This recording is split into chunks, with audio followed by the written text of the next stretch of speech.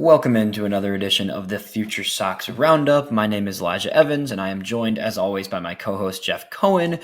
We are back. It's been a couple weeks. We had an awesome episode you should definitely check out with Scott Merkin of MLB.com a few weeks ago, talking about everything he knows within the White Sox, intel on the roster, spring training, off-season stuff, all of the above. So that was really cool. We're back now in February. This is the month where we actually get to watch baseball, whether it be spring training or not. This is the time where we finally get to pivot and start watching real baseball. So we figured it was a good time to kind of just check in with everyone here and see where everyone's head was at. So we are doing our first edition of a mailbag episode. Shout out to the guys over at Just Baseball that I work with who do these mailbags every month. And I always really enjoy hearing the vast amount of questions that listeners ask. So I put it on Twitter earlier this week and then reached out to a few people that I know that like to ask questions as well, just to put questions out there, see what people wanted to know and wanted to hear me and Jeff talk about. So we're going to do that today. We're going to go through a bunch of questions from people that listen to the show and just talk through all these different cool questions about the White Sox organization and the prospects and on everything in between. But first of all, Jeff, how are you doing? I'm doing good, Elijah. I'm really looking forward to today's show. Just so folks know, you and I know the questions, but we haven't compared answers yet. So that'll be fun just to see where we agree and what differences we might have. Yeah, 100%. It's going to be a good time. It's always fun to just kind of think about these various topics, think through them. I look through the questions. I didn't even prepare full answers for some of them just because I like kind of thinking through it on the spot at times. But I have an idea of where I'm going with some of these. And we are just going to kind of talk through stuff. But, in terms of the White Sox right now, right, we're recording this on February 5th. We're a week and a half out from pitchers and catchers reporting next week. And then beyond that, when everybody will be in spring training in a few weeks and games start in just a little over to just around 3 weeks now, less than 3 weeks actually, for spring training games starting. So we're right there. Jeff and I are going to be in Arizona in the beginning of March. So we're going to be doing a lot of in-person coverage, talking to prospects, players, watching games, watching the backfields, bullpens, all that type of stuff. Super exciting. I've done it the past 2 years. It's been my third year in a row doing White Sox stuff at spring training. It's a blast. We have a great time with it. And it's also really cool to just see kind of where the team's at, where the energy's at, where the franchise is at, and where, this next wave of White Sox talent that we keep seeing. Sox Fest Live, I'm not in the area. Neither of us are in the Chicago area, so neither of us were able to be there. But I know James and Ian were both there. Seemed like it was a great event. Seemed like it was very prospect focused, which I love to see. And I think the organization is further leaning into their status right now and focusing on the future of this team. Yep, absolutely. Yeah, that's a great sign. Yeah, 100%. So as we get ready for this season, let's kick it off. We've got a bunch of great questions. I think we've got 9 or 10 questions from listeners today that we're going to go through one by one. We'll start with some ones about some specific players, and then we'll dive into some other things about, generally the future direction going forward, some other things to, some sleepers to look out for, all those types of things. So we will kick it off with our first question. And this comes from the Southside Boys on Twitter. Very supportive of us always. We appreciate you guys over there. Their podcast is great as well. Check them out. And their question was, which player or prospect do you predict will take the largest strides in terms of progression at the plate this upcoming season? I will let you start with this one, Jeff. So we're talking about a prospect within the White Sox system who will take the largest strides in terms of their progression as a hitter. All right. That's a great question from the Southside Boys.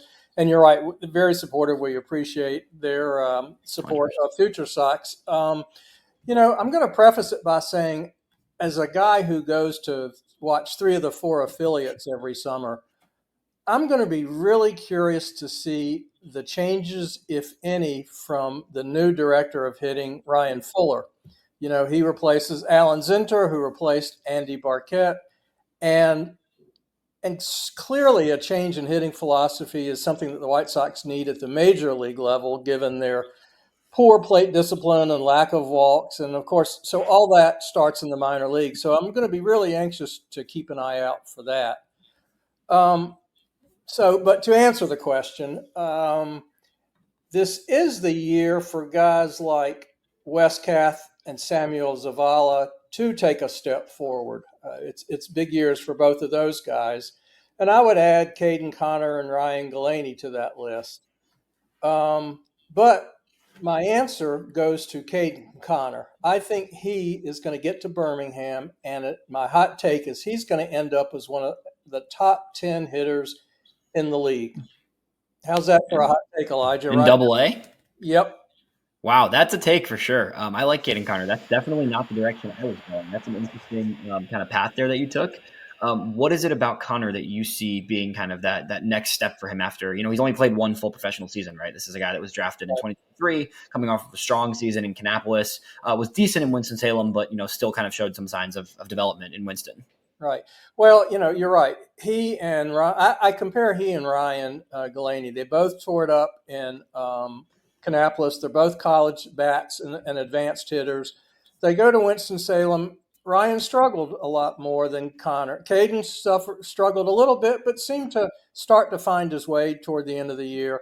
I just think he showed a lot of promise in Winston, and I think he just takes it to the next level next year. I think he's maybe spends a quarter of the year in Winston, and then hopefully, he's doing so well that they rush him up to Birmingham.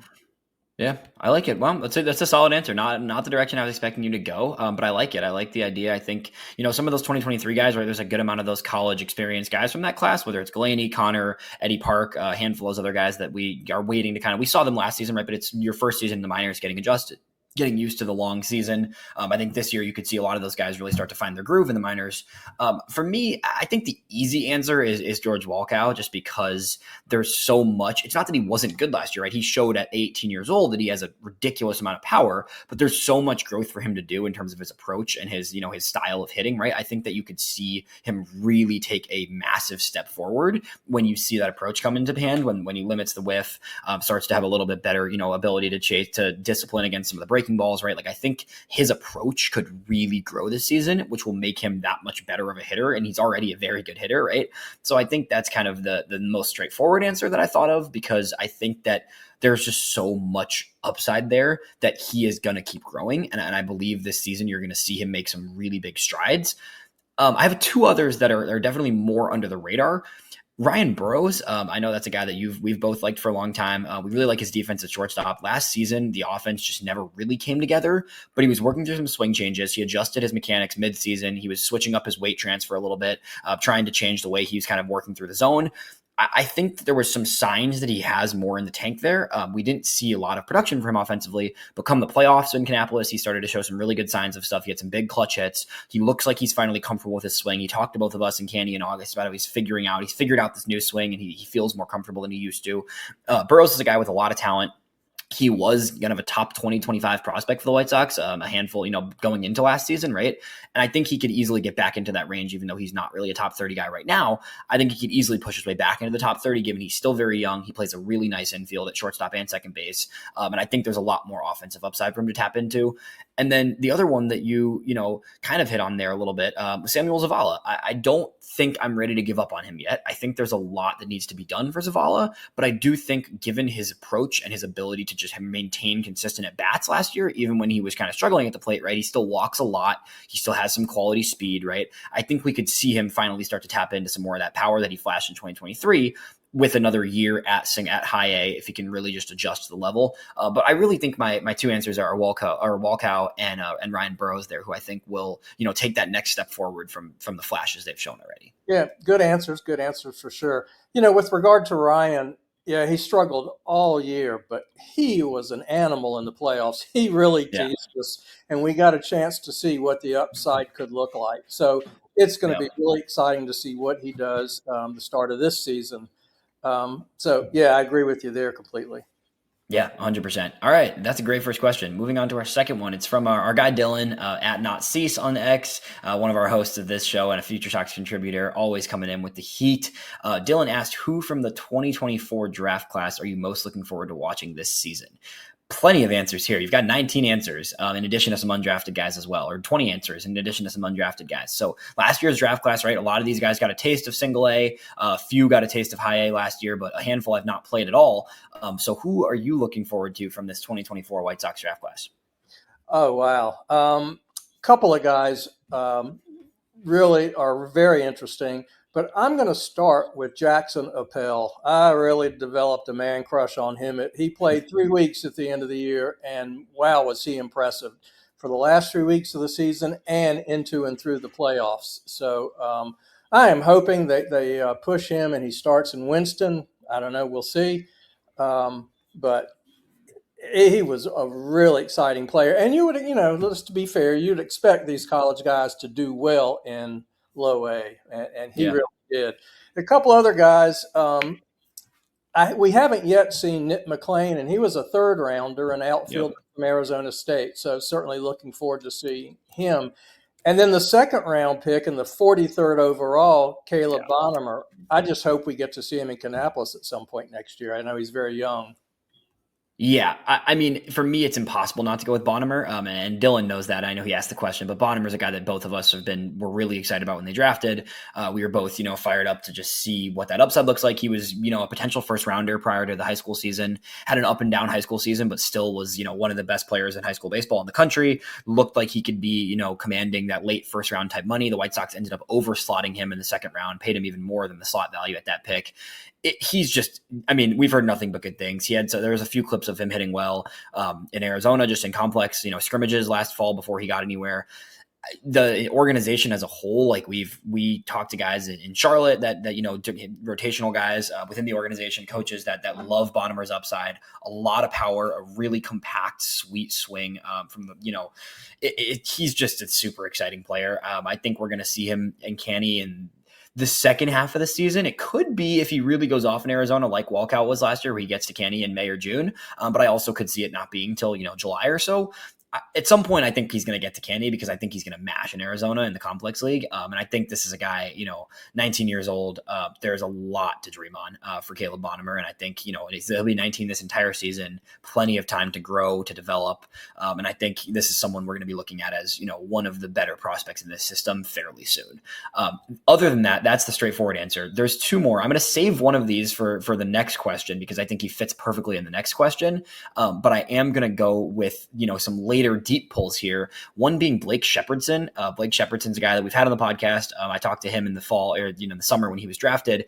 This is a guy who threw, barely any innings his entire, college career, right? He didn't throw a lot of innings. He went to the MLB draft league last year, was pumping 98, 99, showed really impressive stuff and metrics, doesn't have a lot of innings backing, has experienced injuries throughout high school into college, right?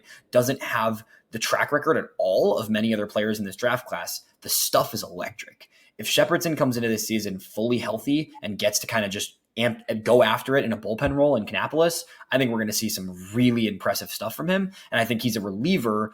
As a reliever, right? I don't think they're trying to make him a starter. I think as a reliever, he could be someone with his stuff, if he's healthy, that could move pretty quickly, honestly. Another one from that, late in the draft class, I think is going to be kind of cool to see is Phil Fox as well. We didn't get to see him in Kannapolis, another relief pitching prospect who was, phenomenal in Pittsburgh, had an excellent college career, has one of the most highly graded fastballs in the entire draft from last year. I think Phil Fox is a guy that, alongside Jefferson, both those guys in the bullpen are going to move quick, and we didn't get to see him last year. So I'm really excited just to see those guys throw some innings in Candy this year. Yeah, when we talked about the draft right after it happened, you and I were both very enthused about the guys. And then we got to see several of them the last weeks of the season in Kannapolis, and they looked really good. Sam Antonacci and several of those guys. So, to be honest, you and I probably agree, there are a ton of these guys we can't wait to get a longer look at. It was 100%. And it's going to come down to finding innings. A really deep draft, really deep. For sure. And it's a lot of college guys, a lot of guys with experience, but you want to see that translate to the next level. That's why I went with those guys, because those guys are guys we haven't seen yet. We saw a lot of them last year in Canny, but it's super exciting to think about all the guys that we haven't even seen play affiliated games yet and are going to get a chance to, even though, there's a lot of players that need innings and not a million innings to go around. So I think some of these guys will still be in Arizona probably throwing complex league innings to start the season just because you need to get innings. But at the same time, a lot of them, including Fox and Shepherdson, hopefully, are going to be eventual guys in Kannapolis, whether it be to start the year or just at some point during the season, right? So those are the guys I went with from this draft class. I think the whole class is going to be really fun to watch. And, you really don't get a true sense of guys from a draft class in the year they're drafted, right? They play a few months and it's nice, but you don't really get to see who they are as a player until their their first full season the year prior to them being drafted, right? So all these guys from this class are going to be super fun. Obviously, Hagen Smith as well. Like, we have to mention Hagen Smith. I know I didn't want to go with the super obvious obvious answer, but like Hagen Smith is going to be awesome. It's going to be like, the privilege for us of being able to watch and cover Hagen Smith and Noah Schultz every single week is going to be ridiculous. The two best left-handed prospects in all of baseball probably right now. So super exciting there. I think the whole class is going to be a lot of fun to get to watch. That leads us into a question that I said, I think this kind of relates to one of these players that we could be talking about here from this draft class. This is from Doug Wirtz, DW Wirtz on X, very good, follower of us. He always is listening to us. We appreciate you, Doug. And he asked, who do you think will be the fastest moving prospect this year? I have a very clear answer, but I want to hear yours first. Go for it. I have a feeling we got the same answer. It's Sam Antonacci. I don't see how it couldn't be. I really don't see how it couldn't be. And that's why I didn't bring him up with the last one. I think there's other guys you could mention too, but I didn't bring him up with the last thing because he could have been the guy I was looking forward to from the draft class too. But Antonacci being a guy that played, JUCO, then at Coastal Carolina, one of the best contact bats in the entire draft, 5th round pick from last year, finished the season in Canny with the numbers are silly. I don't remember. I'm going to pull them up right now while we talk about this, but like his numbers were just like ridiculous so far in Kannapolis. I mean, he had a 333 batting average with a 471 on base percentage, OPS over 900 last year in Kannapolis to start his professional career. Again, 23 games, right? But 17 walks, only 13 strikeouts, 7 stolen bases in those 20 something games. Just a pure hitter. And I think considering he's starting, in Kannapolis, he probably just goes straight to Winston this year.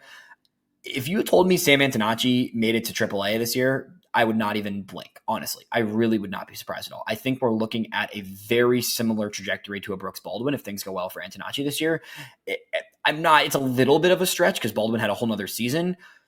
Antonacci, is there a world he's a September call-up?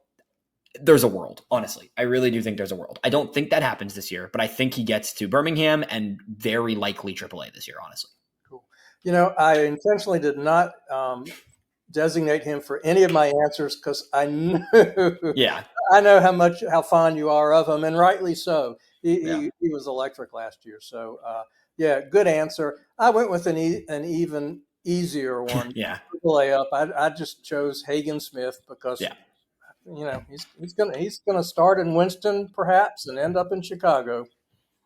Yeah, I think you're completely right. I think those are the two clear answers, at least from that draft class, right? In terms of guys not from the draft class, I like the idea of an Eric Adler, just because I think Adler getting an invite to spring training to big league camp, right? He was in Birmingham to finish the season. I think Adler's going to be in Chicago this year, right? So I think that 2 jump level, I can pretty much guarantee that as him jumping from AA to the big leagues this year. I think that's not, the biggest mover necessarily because it's only 2 levels as opposed to, Antonacci, who's starting in Canny last year and Hagen Smith who only threw a few games in Winston, right? So those are obviously bigger risers.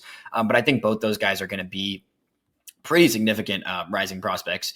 In addition to an Adler, I think there's a few others you could pull. You mentioned Jackson Appel earlier. I think there's a chance Appel could jump a level or two just because he has so much experience catching. I would not be surprised at all to see him jump some levels. There's a handful of other pitchers.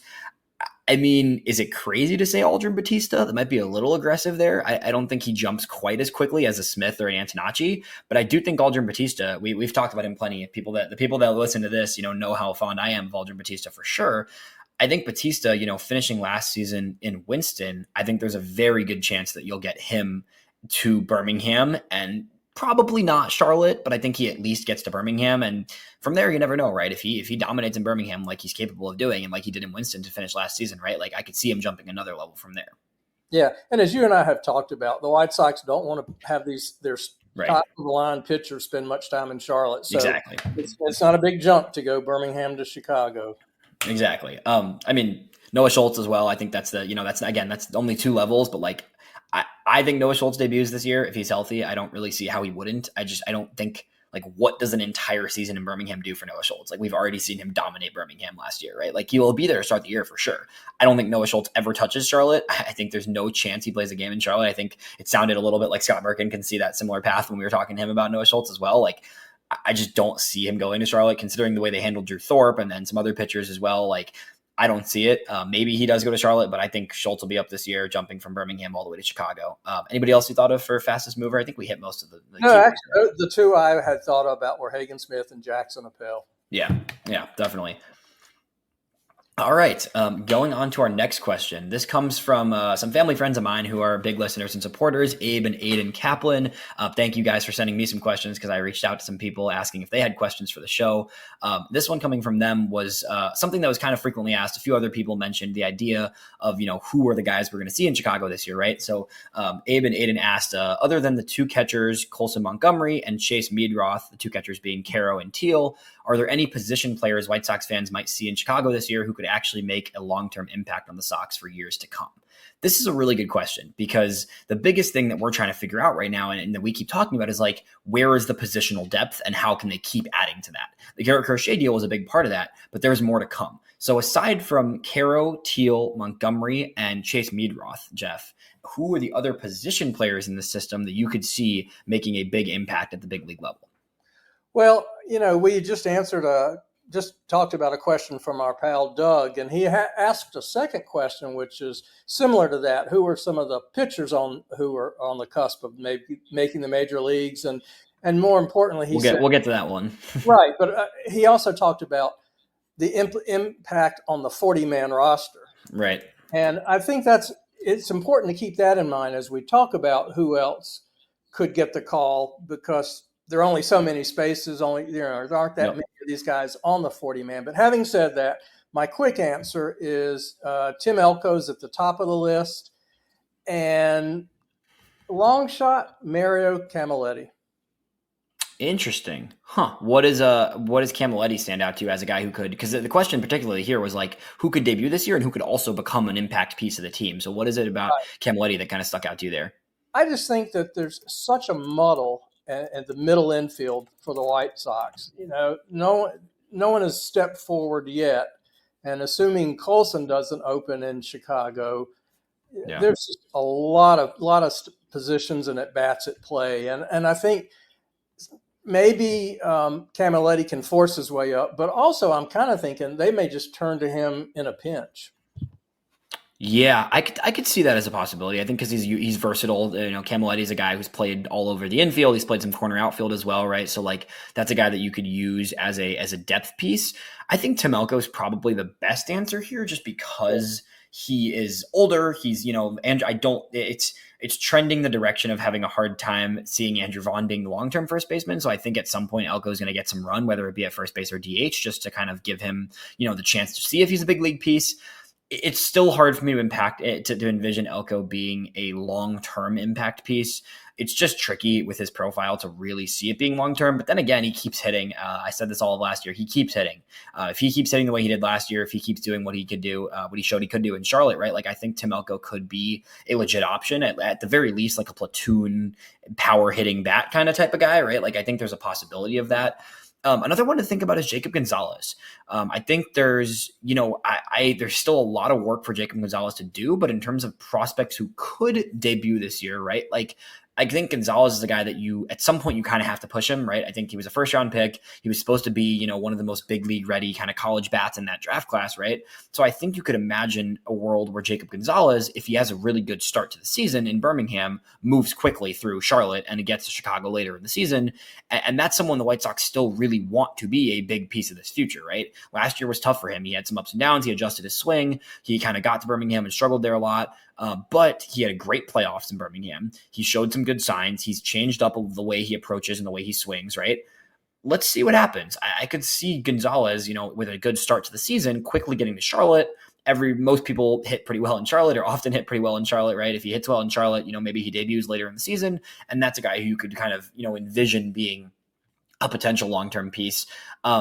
There's a handful of others I can see, a little bit harder to imagine with some other guys. I think maybe a Wilfred Veras could debut this year because he's already on the 40-man, like we mentioned, with the 40-man being a little bit of a tricky situation there. Like is he not on the 40-man anymore? I think he might have been taken off the 40-man. I could be wrong there because he was on the 40-man at one point last season, but I don't think he is anymore, unless I'm wrong.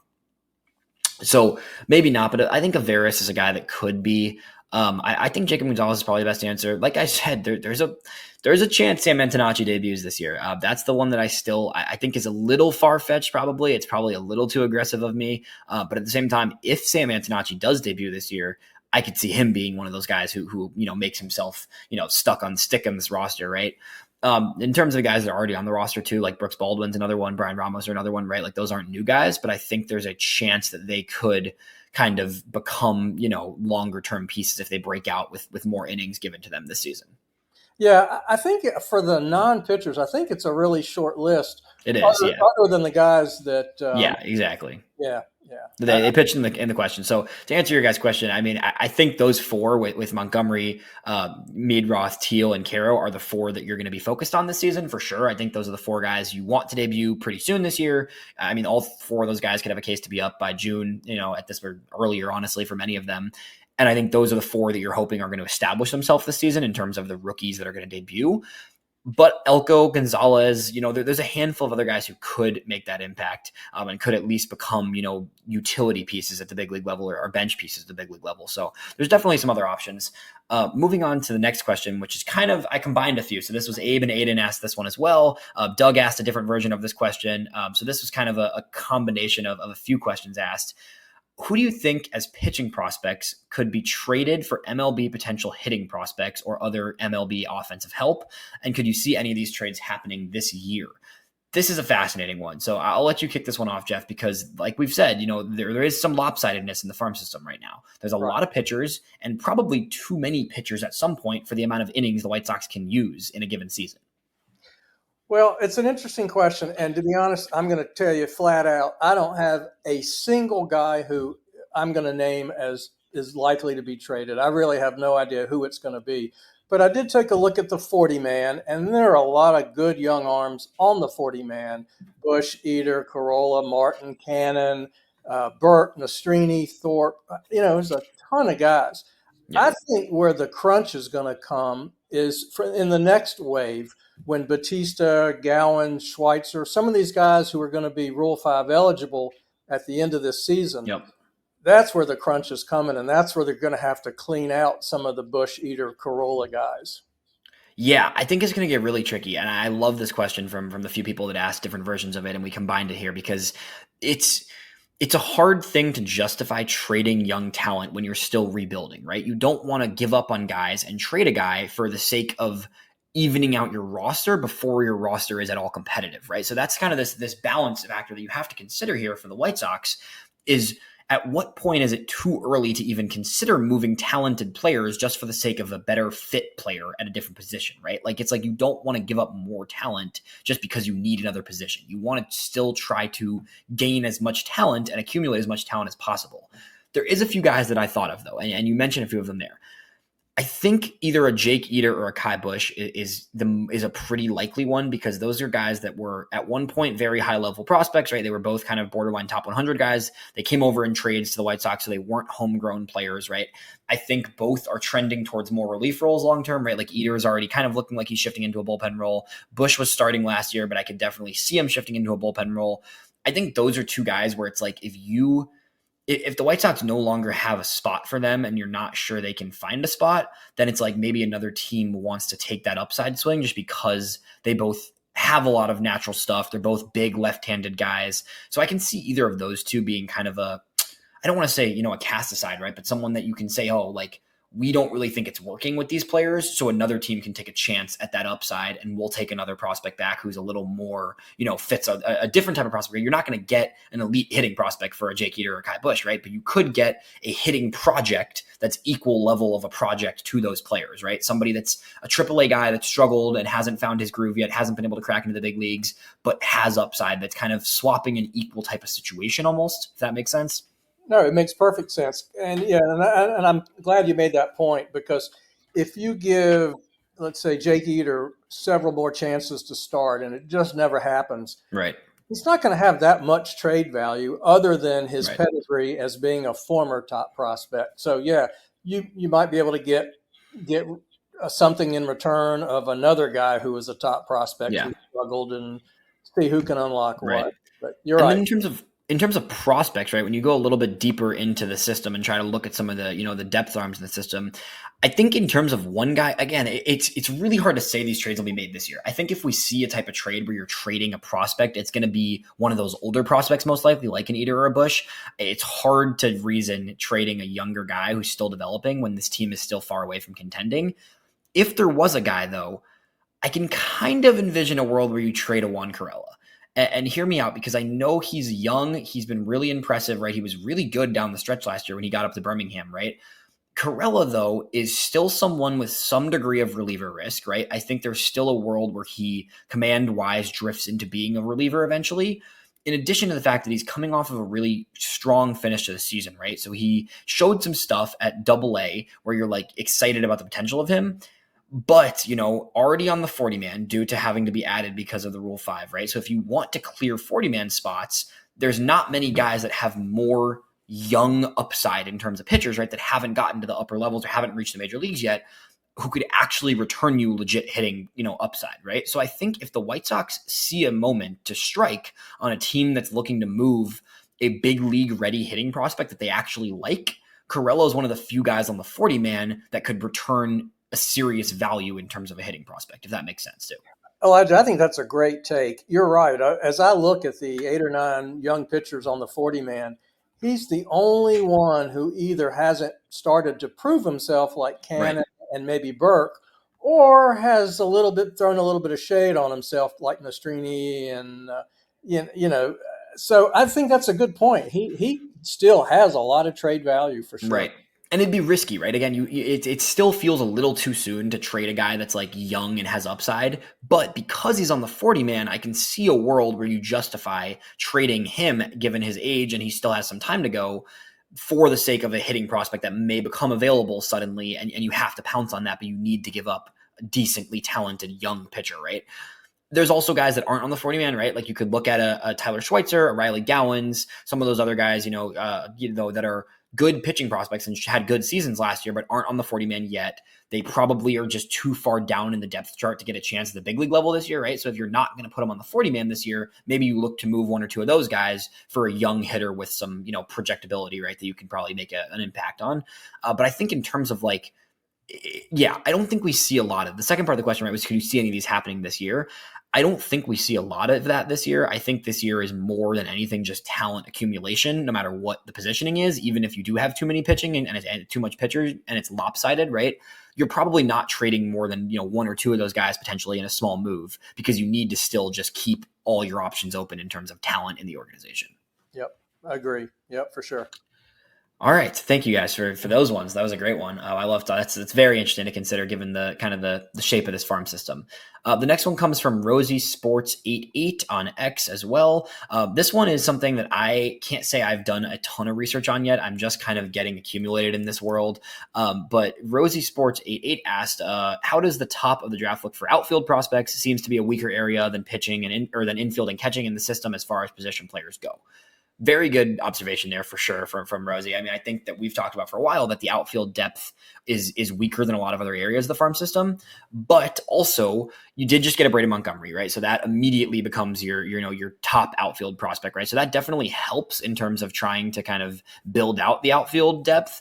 But yeah, I think this is a time where you have to try and get some outfielders. I think whether it's, high school guy, draft guy, the White Sox don't pick till 10th, unfortunately, because of the draft rules, right? So you can't really look at the top of the draft, right? There's two guys at the very top of the draft in Jace Laviolette and then Cam Canarella, who are two SEC, Clemson and Texas A&M outfielders who are going to go before the White Sox pick most likely. I think those two are pretty safe to say they're going to go in the top 7 or 8 in the draft. There's a chance one of those guys falls. I think Laviolette is the projected number 1 pick right now, whereas Canarella is more of the number 5 to 6 range. One of those, Canarella maybe could fall. Realistically, those two are not going to be there, unfortunately, come the White Sox pick, in which case the next guy I was looking at that I need to do more research on this aspect. I can't say I'm super deep into this draft class yet. I've just started to look into it. But Brendan Summerhill from Arizona is one, and then Devin Taylor from Indiana. I think Devin Taylor from Indiana is somebody to definitely keep an eye on out because it's a Midwest guy, right? Super in the Big Ten. The White Sox have very close proximity to him. He had an extremely good season, at Indiana, and is someone who, is looked to be a very good blend of power and plate approach in college, which is exactly what the White Sox have been targeting. So in terms of college guys, the first person that sticks out to me is Devin Taylor, potentially. Jeff, anybody that you found that you were, looking at for the draft? Elijah, I don't pretend to follow the college hitters and know who the best ones are. I know that, that's something that you have an interest in, and our colleague James Fox is all over Yes, for that. sure. He knows it backward and forward. So I defer to you two guys. Yeah. Yeah, no, I defer to James even more. James knows more than I do, and we've had people on the show before. We'll get our guy Pete Flaherty on here at some point, come draft time, like we did last year. A friend of mine who works for Baseball America, who does excellent draft coverage. But to answer your question, I think the logic there is completely true. The White Sox are going to continue to target some outfield prospects, some guys with some really big hitting upside, right? Braden Montgomery's your key outfield prospect now after that trade. You've got guys like George Walkow in the system who are, long-term projects, right? But I think at that 10th pick, looking at an outfielder and particularly ideally a college outfielder, right? Unless the White Sox want, unless they have somebody high schooler that they really want to spend big on there, right? Given that they'll be picking at the first pick of the rest of the rounds, right? From the 2nd to 20th round, the White Sox will have the first pick of those rounds because they were the worst team in baseball, obviously worst team ever. But at that 10th pick, I think it makes a lot of sense to look at some outfielders. Devin Taylor is the first one that stood out to me, but like I said, I got to keep diving more into this draft class. And I think that, going back to the last question too, talent over position still. I think that's where the White Sox are, right? So yes, target some outfield prospects, but I do think the priority above all else will be just talent and just, the ability to add upside hitting in general, regardless of position. But that Devin Taylor would be my answer as of right now, but a lot of time to come. We got to see how the college season shakes out. So we'll see how all that goes, but that's another great question there. Yeah, for sure.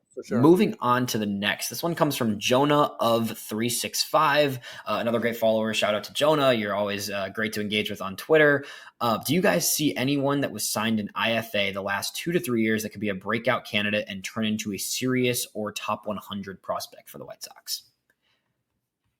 Jeff, take it away here. I'm very curious to hear what you've got to say about this one, because it's interesting. You're right. The White Sox just overhauled their entire international scouting department, right? So we're going to see a whole new generation, an era of international prospects, right? There's been a lot of international prospects the past years that have not worked out particularly well. So it's going to be interesting the next few years to see what happens. But anybody in the past few years of international signings that stands out to you?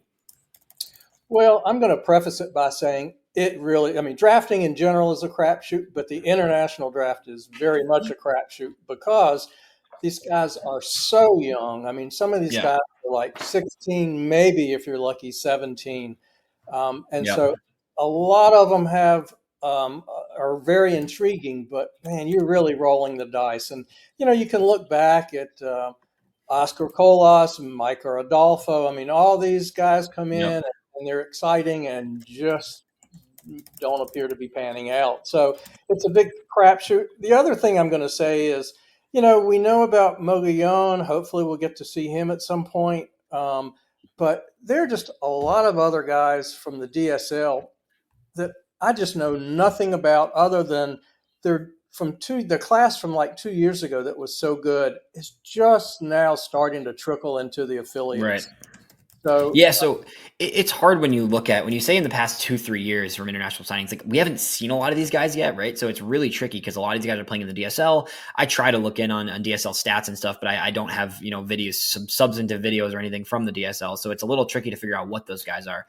The clear answer is Mogollon, right? I think Javier Mogollon is the one that jumps out to me when I first think of this question and try to just think through it. Javier Mogollon is a guy that has flashed some serious power and upside in the Arizona Complex League last year, right? He's shown a combination of speed, power, a little bit of just general juice, right? I think last year he played 46 games in Arizona last year, had a 930 OPS, carried by a 406 on base percentage, right? He gets a ton of walks, patient approach, right? But strikes out a lot of strikeouts last season. Definitely has a big swing, needs to compact that a little bit. But I think at the least we're going to see Mogollon, his combination of power and speed. We're going to get to see that hopefully at some point in Kannapolis this year. I think he's due for some time in the affiliates. I think he'll make his way to Kannapolis pretty early this season. And Mogollon's the one guy I think that stands out to me as someone who could really take a big step forward. And if he takes a big step forward, top 100 is probably too lofty for him, given what he's done so far. But, when some guys that were international signings, when they make their affiliated debuts, if they really show a lot, it can put them on radars pretty quickly, considering he's not a guy that's on a bunch of radars right now.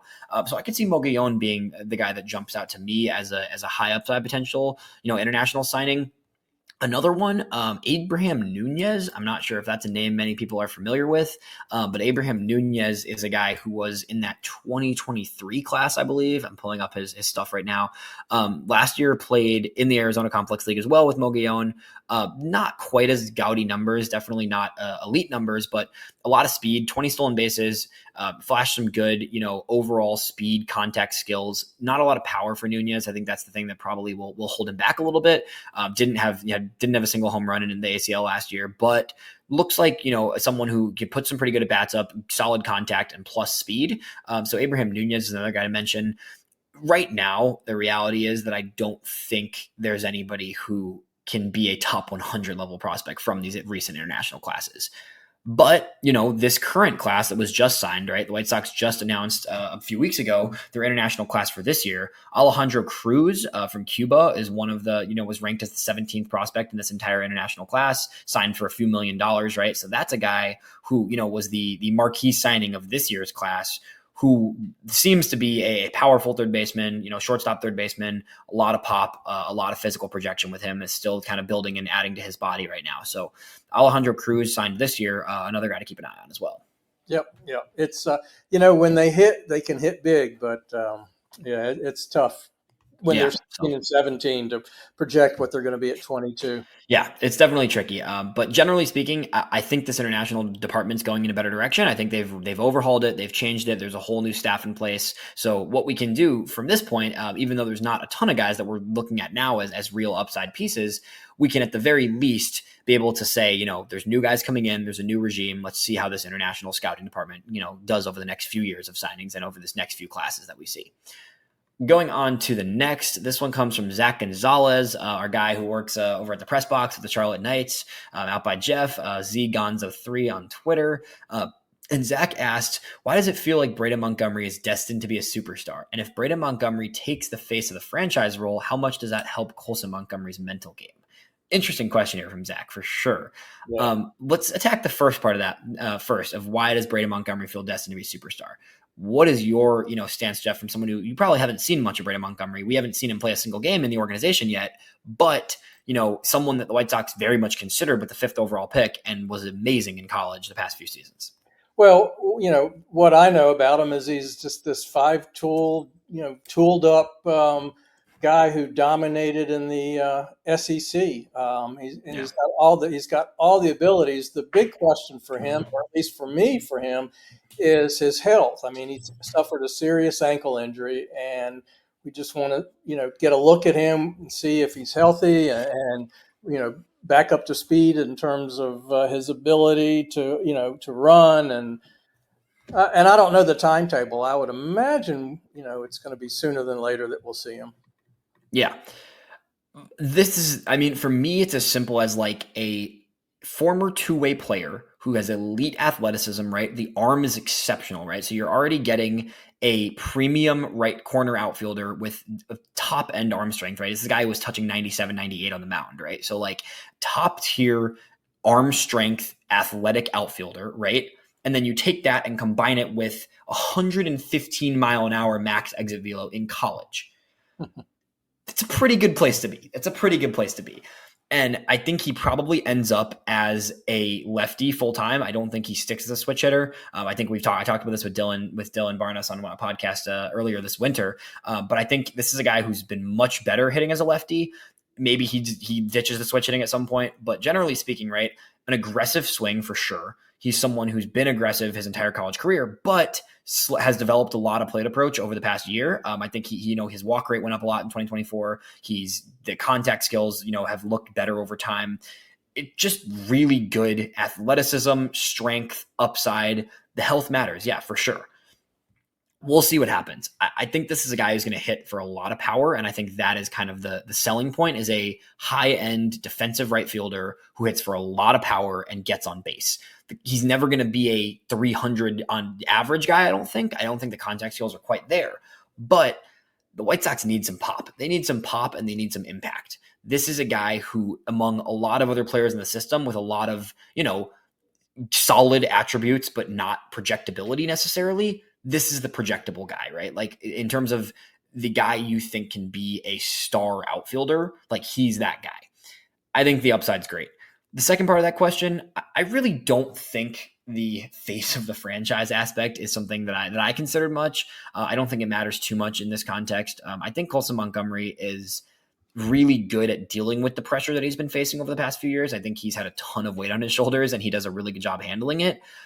I don't think Braden becoming a star changes much for Colson, but at the same time, it never hurts to have a guy emerge as a star and take some of the pressure off of other top prospects as well.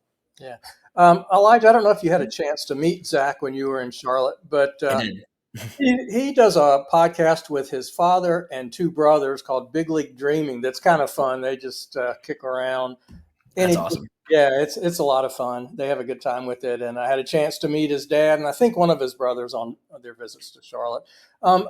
The question about Colson's really intriguing. And I think regardless how much of a star Montgomery becomes, that's going to just motivate Colson even more because Colson, I think he's a really driven, competitive guy and really wants to do everything possible.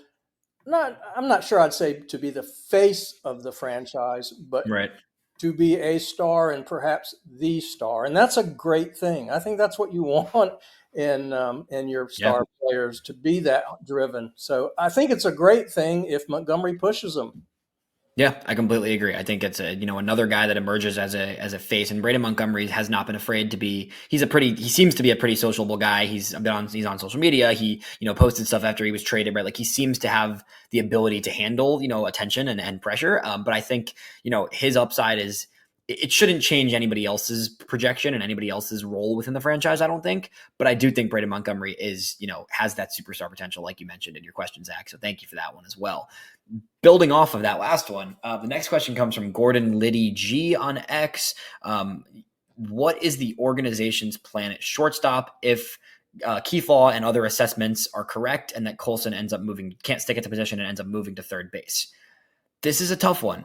We just talked about Colson and his projection. I think there is a lot of people in the baseball industry that have signaled that they think Montgomery will shift to third base eventually, even if the White Sox give him a chance off the bat at shortstop. Fascinating question for sure.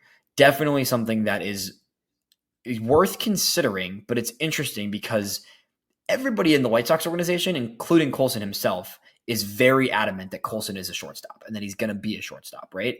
That has been the indication from everyone. However, in the Arizona Fall League with other shortstop prospects on the Glendale team, we saw Colson playing mostly third base. Whether or not the White Sox will say it or not, there's definitely some thought going into if he will end up at third base. The reality right now, though, is that you've got Brian Ramos, you've got Miguel Vargas, you've got Lenine Sosa. These are all guys that aren't shortstops and need innings at third and or second base, right? Brooks Baldwin, another one, more of a shortstop still. What do you think if Colson can't remain at shortstop long-term is the options or primary option going forward? All right. Well, we appreciate the question from G. Gordon Liddy. Does that name ring a bell, Elijah? No. He was in the Nixon administration and got in a lot of trouble. I think it's a parody name then, I assume, but I was just curious if anyone else recognized. Somebody did. An old coot like me. Anyway, it is a fascinating question. Who are the other shortstop candidates now? Well, certainly top of the list, Jacob Gonzalez, Brooks Baldwin, and then you've got the young guys, Ryan Burroughs, Caleb Bonnemer. You've got Chase Mydroth, who they just picked up, and that could be a sneaky answer. I really don't know what the answer is. If he moves off, maybe he's the guy who's the heir apparent to shortstop is not in the organization yet. Yeah, it's a tricky one. I think there's a lot of guys that could be right on this roster, right? You look at a Brooks Baldwin. He's played a solid shortstop. Brooks Baldwin, he gets a lot of his value from his versatility, right? I think the White Sox know that. I think they want Brooks Baldwin to be that versatile piece for them. So I have a hard time seeing him as the everyday shortstop. Maybe he just becomes a stud this year and he really takes a step forward to the point where it's like, his defense is great at shortstop and you just want to put him there. Chase Mydroth has played some shortstop. Again, another guy, though, that I don't see being an everyday shortstop. For the third time this episode, Jeff, I'm coming back to the same person. I really am. I think there's a world where it's Sam Antonacci. I think that might be, there's a world, right? I think they're going to give Colson every chance he can to be the shortstop of this team for the future. I think that has become very clear from talking to people in the organization, from being in spring training, right? Like the White Sox want Colson to be that shortstop.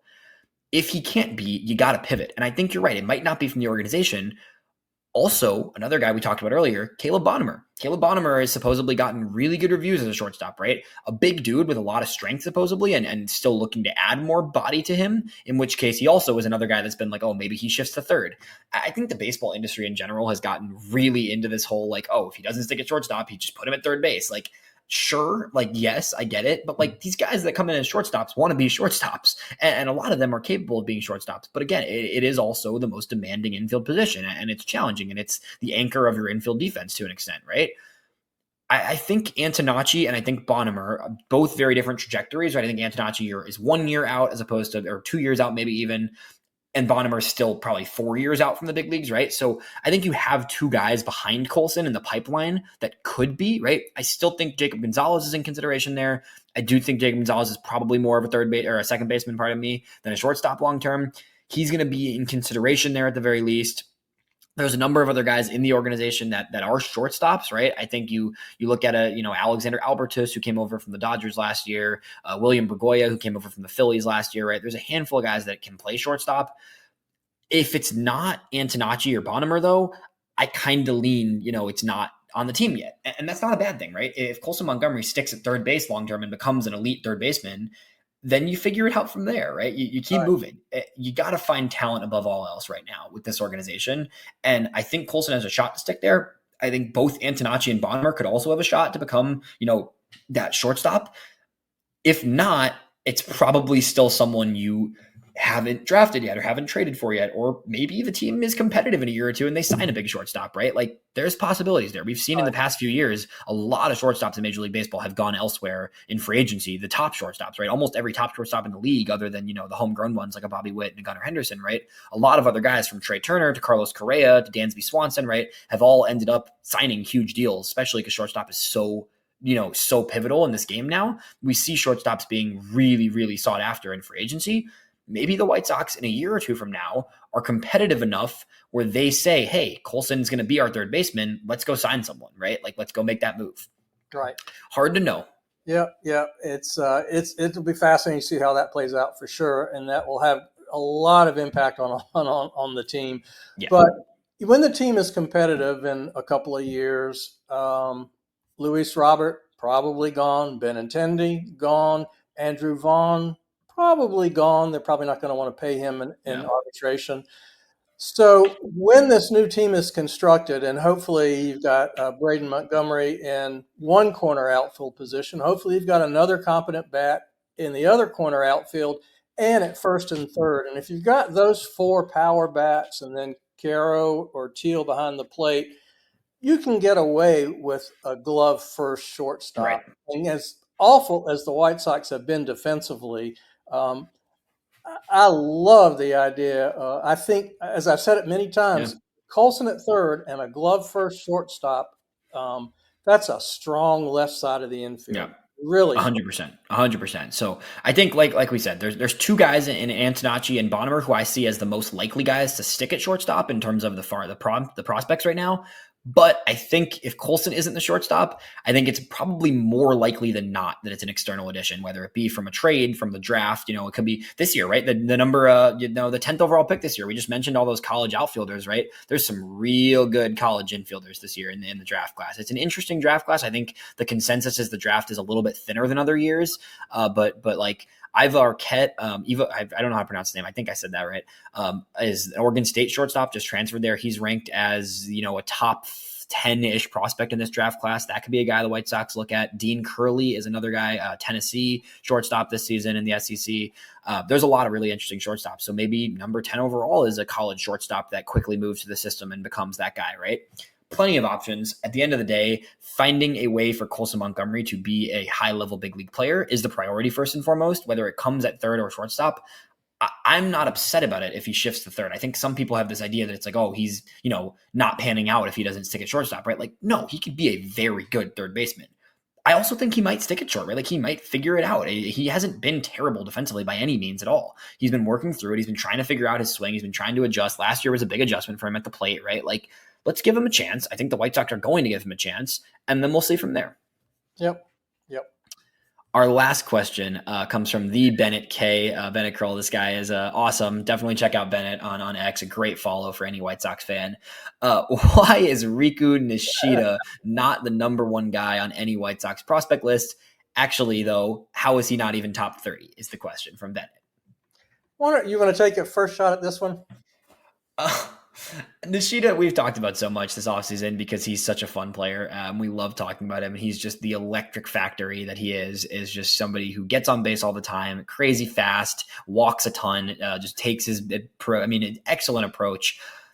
It's really hard to project a 5.5 player on a top 30 list. That's really what it comes down to. I know that sounds kind of silly, and people are like, oh, who cares? There's plenty of baseball players of different sizes. Look at Jose Altuve. Like, I get it. It's really, really hard to project a big league impact from a guy that doesn't have power, isn't going to hit home runs at all, and ultimately is, a utility style of player the way that he plays in general. Is he in my just missed probably at this point, the way he played last season in my top 30? Yes. Is he going to crack my top 30? No. But is he on the radar and a legit prospect? Yeah, he deserves to be because he had an incredible 2024 and he's a really, really fun player and impacts the game a lot. Like he impacts the game more than almost any hitter in the system has so far in the minor leagues, right? Great player. I would love for Nishida to be so good that he has to get on every top 30 because he was awesome last year.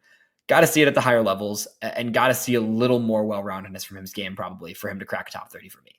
Well, it's an interesting question and a great one to end on because what to do with Riku Nishida, what to do with him as a prospect and what to do with him as a potential Major League Baseball player. I've always looked at him as a long shot that I just found really fascinating. But, more and more I'm thinking there could be a place for him on a Major League roster on the bench with his ability to bunt, run, play the infield and the outfield.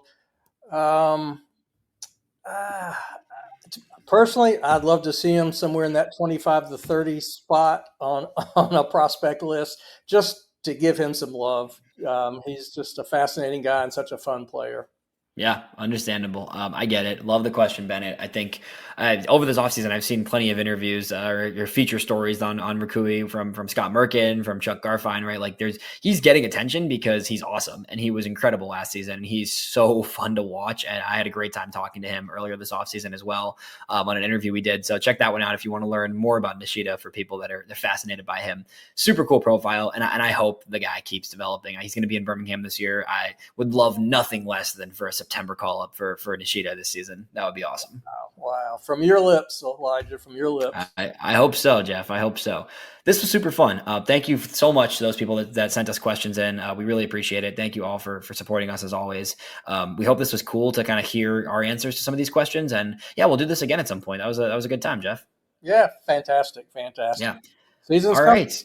Yeah, season's coming around. We will talk to everyone soon, and sooner than later, we're going to be maybe doing a little live show once again in Arizona and talking to a bunch of players this spring. So if anybody has any questions, you can feel free to hit us up always online. Jeff is at AAA Jeff on X. I am at Elijah EV8 and at FutureSox for all White Sox prospect contents. We'll see you next time.